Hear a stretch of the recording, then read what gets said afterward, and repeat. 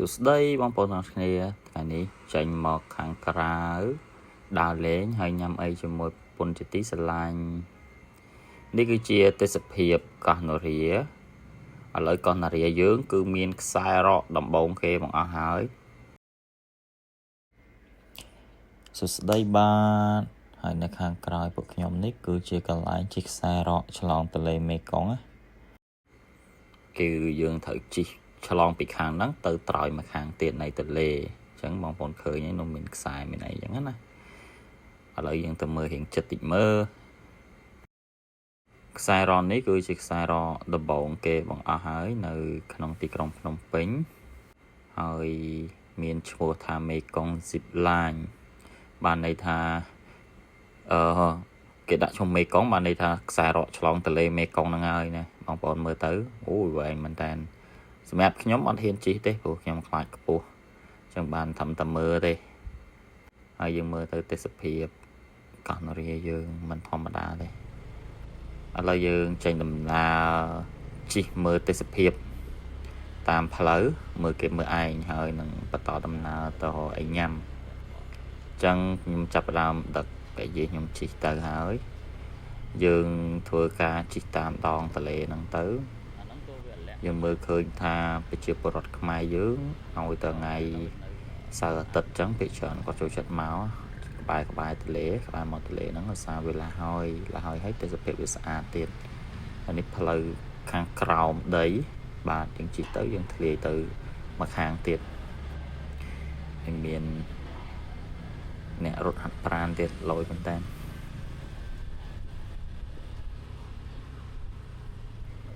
ហើយនេះបើយើងទៅមុខតទៅទៀត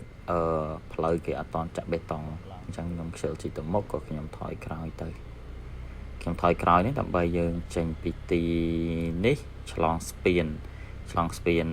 កោះនរាហ្នឹងចូលទៅទឹកដីកោះនរាតែម្ដងហើយថ្ងៃនេះចង់រកអីញ៉ាំពេលល្ងាចហ្នឹងនៅកោះនរាហ្នឹងព្រោះឃើញដូចជាមាន local food ច្រើនអាហារបោះខ្មែរយើងហ្នឹងវាមានបើកហាងលក់ច្រើនអញ្ចឹងចង់ទៅសាម្ដងព្រោះអត់ដែលបានទៅញ៉ាំទេ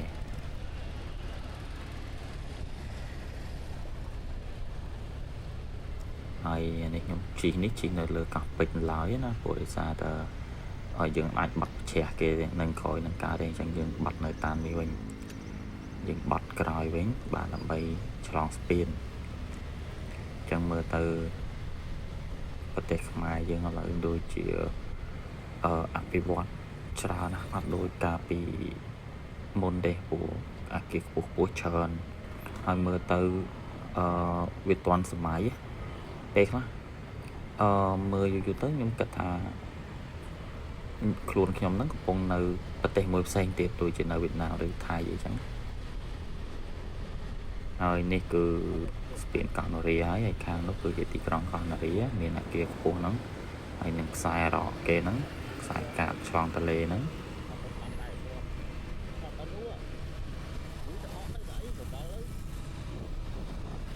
ហើយនេះទេសភាពទន្លេយើងហើយស្ពាននេះវែងដែរជិះចូល6-7នាទីដែរជិះម៉ូតូមកផុតឆ្លងផុតណាអានេះយើងជិះមួយមិនជិះលឿនទេ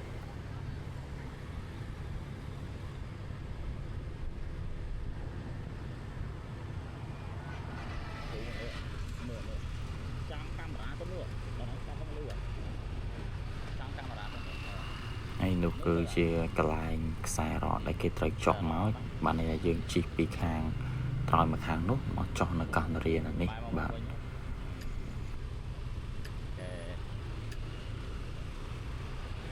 ឥឡូវយើងបន្តដំណើរទៅមុខ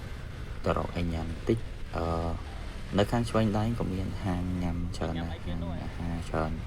ប៉ុន្តែខ្ញុំអត់ចង់ញ៉ាំនៅខាងនោះទេខ្ញុំចង់ញ៉ាំនៅខាងស្ដាំដៃយើងជិះហួសកន្លែងដែលមានហាងច្រើននៅឆ្វេងដៃហ្នឹងទៅយើងបាត់ស្ដាំគឺមានកន្លែងញ៉ាំអីមកកន្លែងទៀតរបៀប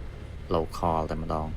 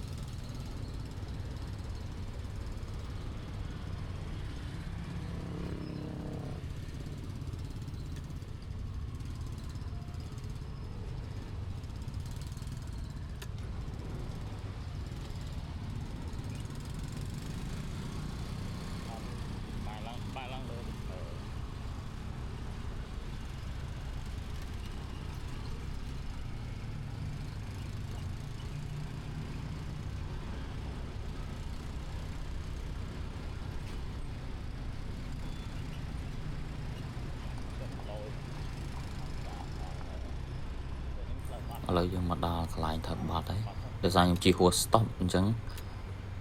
តាមពិតធ្វើបត់ឡើង stop ហ្នឹងអញ្ចឹងក៏សម្រាប់ចិត្តថាចូលក្រាស់សាំងហើយបត់ទៅវិញតែម្ដងឥ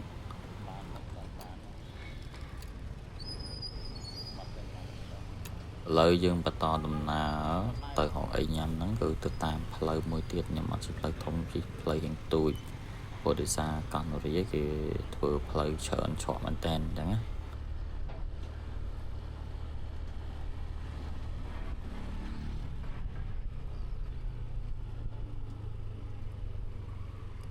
មើលនេះលឿនលក់ឡើងញ៉ាំអីហ្នឹង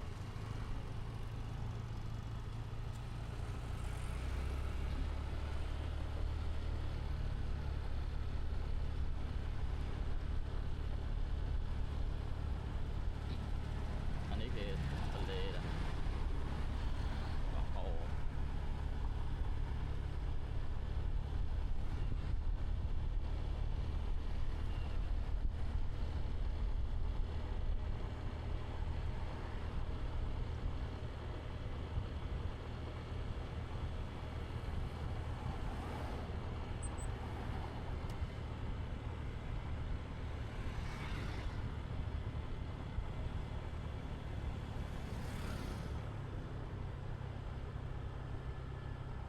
6ដែរតែនេះចិត្តជាងដល់ហើយនៅផ្ទះវិឡានេះប៉ុន្មានហើយនៅខាងមុខនេះគឺខាងឆ្វេងដៃហ្នឹងគឺជាវិឡាអភិជនបានធ្វើការសាងសង់លក់ជូនអភិជនណាបងប្អូនដែលជាសេដ្ឋីឬក៏មហាសេដ្ឋីនៅស្រុកខ្មែរឬក៏ជនបរទេសដែលមានលុយច្រើនហ្នឹងផ្ទះមួយហ្នឹងតាមខ្ញុំដឹងដូចជាតម្លៃ2.5 លានថ្លៃមែនតើប៉ុន្តែវាស្ថិតនៅក្នុងតំបន់ល្អតំបន់កោះនរាគឺជាតំបន់ល្អមែនតើព្រោះឥឡូវកោះនរាគឺជាទីក្រុងគេហៅថាទីក្រុងកោះនរាហើយកោះនរាហ្នឹងមានស្ពានឆ្លងពីកោះពេជ្រមកកោះនរាហើយឥឡូវខាងកោះនរាហើយនឹងខាងកោះនរាក៏បានធ្វើការប្រជុំដើម្បីធ្វើការសង់ស្ពានទៀតឆ្លងពីកោះនរាទៅខាងអរិយខ្សាត់ផងដែរដើម្បីភ្ជាប់ក្រុងអរិយខ្សាត់ជាមួយកោះនរាអញ្ចឹងបើសិនជាយើងនៅលើកោះនរានេះគឺបានន័យថាដូចនៅចំណុចកណ្ដាលរវាងភ្នំពេញហើយនិងអរិយខ្សាត់អញ្ចឹងឥឡូវយើងទៅជិតដល់កន្លែងញ៉ាំអីហើយឥឡូវនៅខាងឆ្វេងដៃនេះគឺគឺជាតំបន់អាហារដូចគ្នាមានហាងកន្លែងហាងទំនិញផ្សេងផ្សារទំនើបអីចឹងខាងឆ្វេងដៃហ្នឹងហើយទីតាំងនេះវាជិតជាមួយនឹងបរិយាពេញហត់បឹងស្នោអញ្ចឹងតេជនភាគច្រើនដែលគាត់នៅខាងច្បារអំពៅពេញហត់បឹងស្នោគឺគាត់តែងទៅមកទីនេះដើម្បីធ្វើការ shopping ឬក៏ញ៉ាំអីចឹងហើយខាងឆ្វេងដៃនេះគឺជាសាលា CIA First School សាលារបស់អាមេរិកកាំងសាលានេះល្បីមែនតើឥឡូវមានសាខា3ហើយទី1គឺនៅផ្លូវ2004ទី2នៅកោះនរាយើងណាទី3ទៀតនៅផ្លូវទល់មុខនគរដែនដីក្រសួងនគរដែនដីថ្មីបាទនៅខាងខណ្ឌព្រៃភ្នៅឥឡូវយើងធ្វើការបន្តដំណើរទៅមុខបន្តិចទៀតដើម្បីរកអីញ៉ាំអញ្ចឹងនៅខាងមុខហ្នឹងដូចជាមានហាងច្រើនតាមដែលខ្ញុំឃើញហើយនឹងធ្លាប់ជីកកាត់ទៅឃើញមានហាងច្រើនហាងខ្មែរច្រើន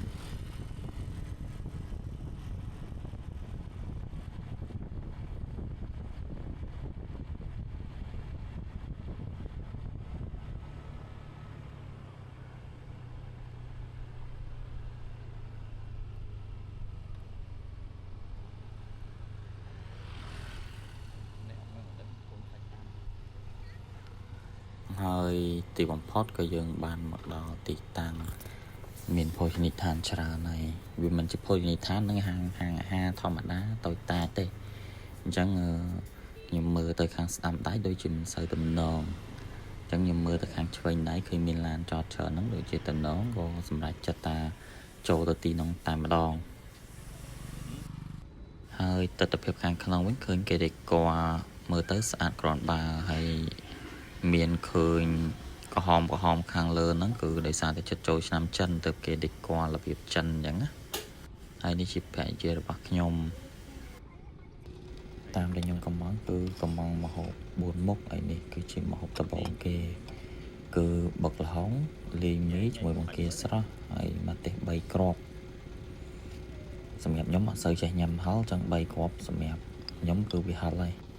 អានេះគឺមួយចាន$4សម្រាប់រសជាតិវិញគឺខ្ញុំឲ្យ80បន្ទុកណាបានឲ្យវាឆ្ងាញ់ប៉ុន្តែមិនដល់100ទេ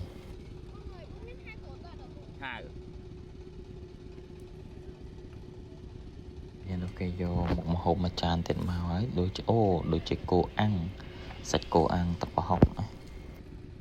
ហើយសម្រាប់សាច់គោអាំងទឹកប្រហុកនេះគឺតម្លៃ$3ហើយនេះក៏ជា favorite ខ្ញុំដែរខ្ញុំចូលចិត្តញ៉ាំមែនតើហើយសម្រាប់រសជាតិនៅទីនេះគឺឆ្ងាញ់ខ្លាំងខ្ញុំឲ្យ100បន្ទុកតែម្ដង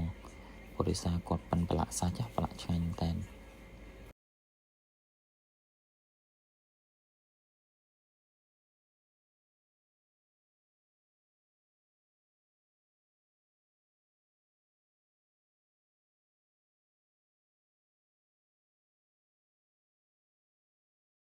សម្រាប់បាយឆាបង្គាមួយចាន$2កន្លះនេះវិញខ្ញុំឲ្យ70បន្ទុក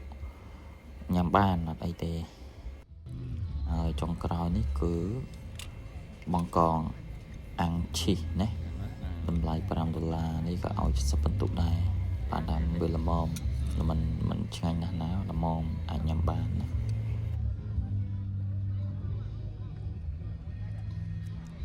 បន្ទាប់ពីញ៉ាំអាហារពេលល្ងាចហើយពួកយើងក៏បានដើរបង្អែមញ៉ាំឥឡូវនេះក៏បានមកដល់ Moma Bakehouse and Bistro BKK1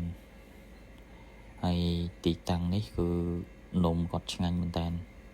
ខ្ញុំចូលចិត្តសឹងទាំងអស់នេះគឺស្ទើរតែជាចំណូលចិត្តខ្ញុំទាំងអស់នំទាំងអស់នេះហើយអ្វីដែលខ្ញុំចូលចិត្តបំផុតនោះអានំលឿងខាងលើនោះដូចចាននោះដាក់ពងមាន់ហ្នឹងស្នូលពងមាន់ហ្នឹងហើយមិនត្រឹមតែខ្ញុំទេដែលចូលចិត្តគ្រួសារខ្ញុំទាំងអស់ទាំងកូនហ្នឹងក៏ចូលចិត្តដែរអញ្ចឹងជ្រុលទៅមកទិញហើយទិញរៀងច្រើនទិញឲ្យដោយសារត្រូវយកទៅឲ្យកូននៅផ្ទះញ៉ាំផងហើយនេះខ្ញុំឈរចាំប្រពន្ធខ្ញុំកំងគេណាបន្ទាប់ពីកំងហើយគឺដល់ម៉ោងគិតលុយហើយមិនអស់ចិត្តទេសុំថតទៀតព្រោះដោយសារខ្ញុំចូលចិត្តខ្លាំងពេកអញ្ចឹងណាប៉ុន្តែมันអាចញ៉ាំរាល់ថ្ងៃបាននេះបានតាមមួយអាទិត្យអីពីរអាទិត្យអីបាននឹកឃើញញ៉ាំម្ដងអញ្ចឹងណាតែឲ្យឃ្លានរាល់ថ្ងៃអត់ទេដូច្នេះវីដេអូខ្ញុំចប់តែប៉ុណ្ណឹងអរគុណសម្រាប់ការទស្សនា